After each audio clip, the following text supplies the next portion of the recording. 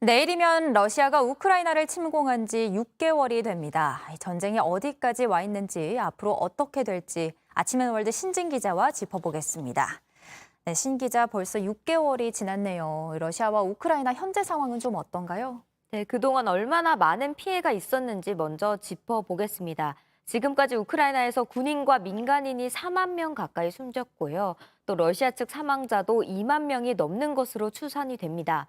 그러니까 양쪽에서 사망자만 6만 명에 달하는 건데 전쟁이 발생한 뒤 매일 300명 이상 죽는 사람이 나오고 있다고 보면 됩니다. 전황을 좀 보면요. 수도인 키이우 등 북서부 지역은 공습이 덜하고 비교적 안정을 찾았지만 동부 돈바스 지역에서는 여전히 폭격이 이어지고 있습니다. 특히 최근 러시아의 강제 병합지인 크림반도에서 의문의 폭발이 여러 차례 일어나면서 전쟁이 더 커지는 것 아니냐는 우려도 나오고 있습니다. 러시아가 우크라이나의 완강한 저항에 부딪혀 생각보다 고전하고 있는 건 사실이지만 전력을 재정비해 조만간 전면전에 나설 가능성도 나오고 있습니다. 그러니까 전쟁이 어떻게 끝나게 될지는 아직 가늠하기 힘들겠네요. 네, 러시아도 물러설 생각이 없고 또 우크라이나의 저항 정신도 강합니다. 또 제가 또 올해 접경 지역에서 취재를 할 때 알게 된 현지 선교사의 얘기를 들어봤는데요. 우크라이나인들의 막대응 의지도 여전히 굉장히 크다고 합니다.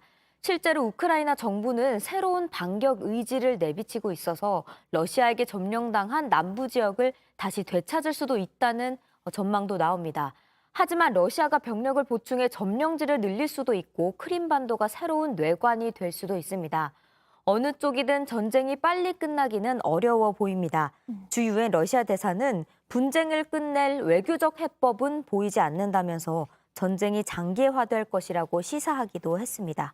하루에 300명 이상씩 죽음을 맞이한다고 하니까 장기화되기보다는 빨리 종식이 되기를 바라는 마음인데요. 우크라이나 전쟁으로 에너지 가격도 크게 올랐잖아요. 여기에 대한 소식도 들어와 있어요. 네, 서방 국가들이 러시아에 대해서 제재를 가하자 이제 러시아도 반격을 가하기 시작을 했습니다. 러시아는 주요 에너지 공급 국가인데요. 가스 파이프를 정비를 한다면서 가스 공급을 예정에 없이 끊는 일이 계속 일어나고 있습니다. 이번에도 러시아가 독일로 이어지는 가스관을 이번 달부터 사흘 동안 중단하겠다고 밝히자 현지 시간 20일 유럽의 천연가스 가격이 급등했습니다.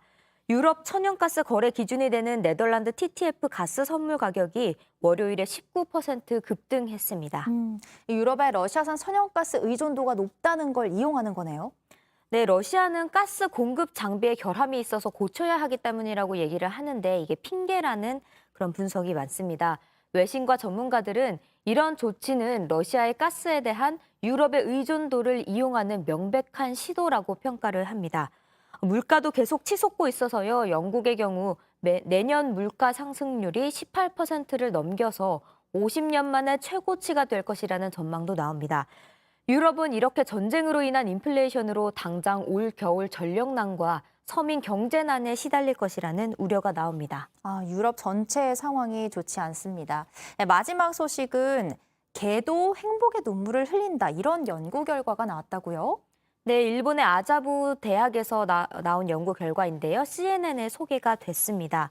개도 오랫동안 주인과 떨어져 있다가 다시 만나면 행복의 눈물을 흘린다고 합니다. 지금까지 개의 눈물샘은 감정과는 연관이 크게 없다고 알려져 있었는데 연구 결과 그게 아닌 겁니다. 연구팀은 18마리의 개들을 대상으로 눈물의 양을 조사를 했는데요. 주인과 7시간 만에 재회한 개들의 경우 눈물의 양이 늘어났고 또 눈 표면에서 행복 호르몬이라고 알려진 옥시톡신의 양이 늘어났다고 합니다. 정말 강아지가 왜 사람 같다고 하는지 알 것 같기도 하고요. 네, 지금까지 신진 기자였습니다. 잘 들었습니다.